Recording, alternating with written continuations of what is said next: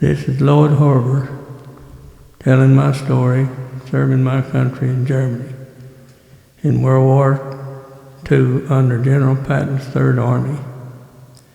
I was introduced March 15, 1944 at Fort Sill, Oklahoma with the field artillery. The guns I took training with was 50 caliber, 30 caliber machine guns, and also 105 military field artillery gun. After 6 weeks training, we were given a 15-day furlough. That 6 weeks seemed like more like 6 months. I was homesick and ready to go home. When I got back to camp, we had received orders to go to Camp Howell, Texas, to take 2 weeks training with M1 rifle. The next orders we received was to board a troop train headed to New York. We were there 3 days, so we toured New York City. It was quite a sight to see. Tall buildings, skyscrapers, just a little taller than Rolfe, Oklahoma, my hometown. Our next order was to board a ship for overseas duty. We left New York City on December the 10th, 1944, on a troop ship. We were there on the ship 13 days to get to Marseille, France. During that time we were on the ship, I met Lynn Heffernan, a guy from Fresno, California. He was 24 years old. I was still a kid, only 18. He reminded me of my older brother, Loyd Harber. We arrived in Marseille, France, December 23rd, 1944. We set up our prep tents and spent the night. The next day we were informed by our company commander that we would be replacements for the Company C 22nd Army Infantry Division. That was the beginning of the Battle of the Bulge, soon to come. Our company commander was checking our records and saw my training was with machine guns. So they assigned me to the machine gun squad. Lynn Heffernan and I were assigned to the same squad as machine gunners. Our first experience was to set up our machine gun on the top floor in a building overlooking 2 small creeks. This was at night, and when daylight came the next morning, there were 3 dead German soldiers just outside a window. The morning German fighter planes was firing at us, so Lynn and I mounted a 50 caliber machine gun on top of a Jeep and started firing at them. Our machine gun didn't work all that well. They left and didn't return. I guess we were lucky. The next day we took over another town and captured several Germans.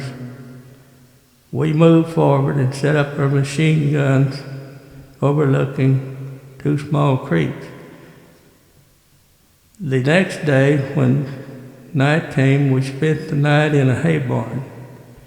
When morning came, across the road, the Army artillery was having breakfast. So Lynn and I decided we would go over there and join their chow line. We took our muskets and they filled them with eggs and bacon and so forth. They didn't give us any trouble. They may have thought that we were officers because we had our 45 pistols strapped on our side and clean shaved. The next day we moved north of Luxembourg. We took the area on the Sierra River. Our job was to keep the Germans from crossing the river. We pushed the Germans back, so we crossed the river on January 18th, 1945. When things settled down, we spent the night in another barn. The next morning, my buddy Lynn saw a cow in the barn, so he decided to milk his canteen full of milk. He told me about it, so I did the same. Later, we saw a man coming down the road. He had come down to milk the cow.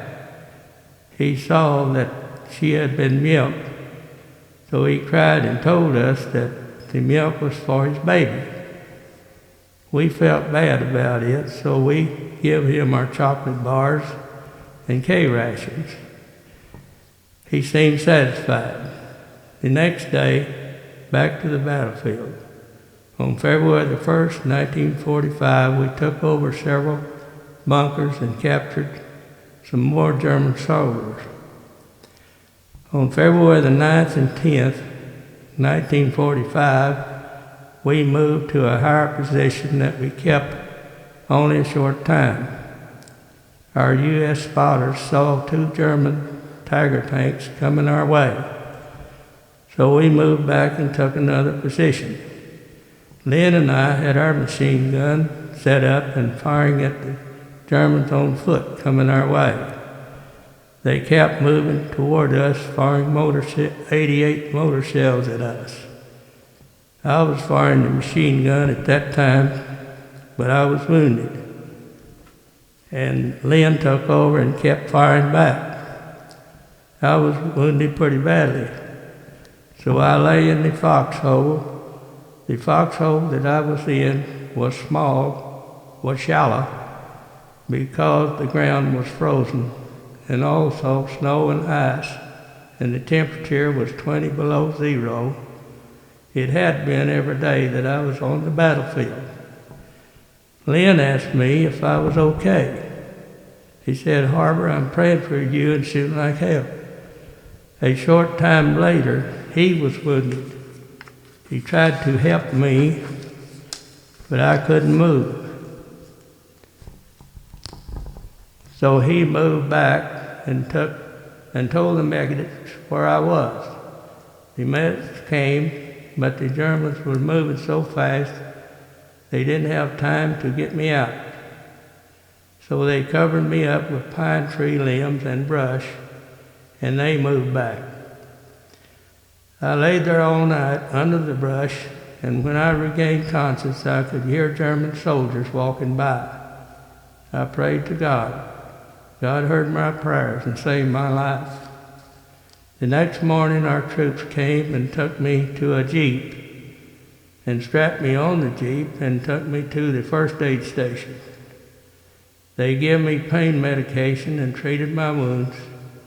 My buddy Lynn heard me talking and asked, "Harber, is that you?"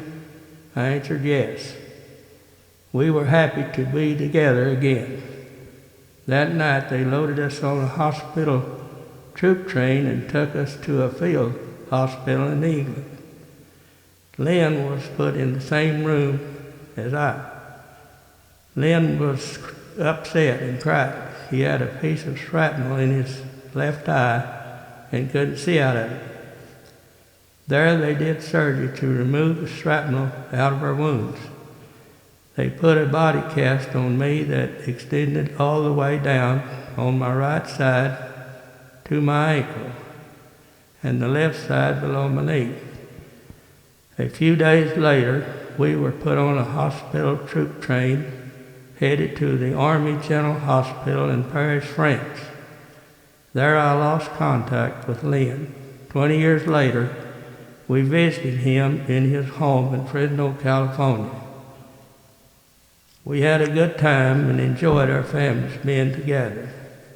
Next, we boarded a C-54 airplane from the Army General Hospital in Paris, France, headed to the United States of America. When we arrived in New York, it was night. It was great to see the lights again. The next day, we were loaded on a C-47 airplane headed to the William Beaumont Hospital in El Paso, Texas. We landed in El Paso on April the 6th, 1945. I was there until July the 22nd, 1945. During that time, my wounds had healed so much better I could get around using a cane.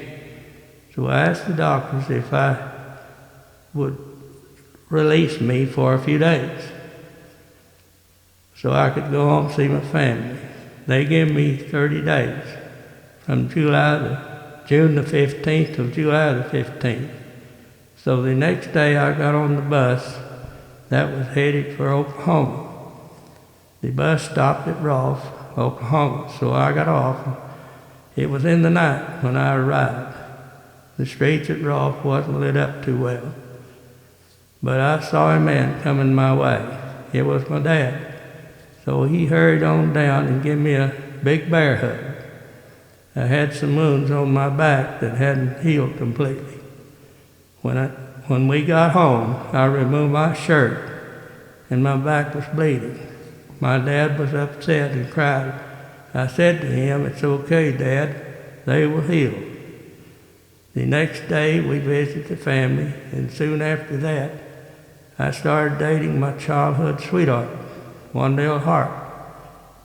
Before I went back to the hospital in El Paso, Texas, I placed a diamond ring on her left hand. Soon after I returned to the hospital in El Paso, I was transferred to Brooks Convalescent Hospital in San Antonio, Texas. On September 7, 1945, I received a disability discharge. I was given $124.80 total with travel pay. Wendell and I got married September the 13th, 1945, and we have been happily married for 64 years. We had two beautiful daughters, Emma Ruth and Donna K. Harber. I think it would be appropriate to end this story in prayer. God, I pray that my grandsons and great-grandsons and others will never have to fight in a war like Grandpa did. Amen.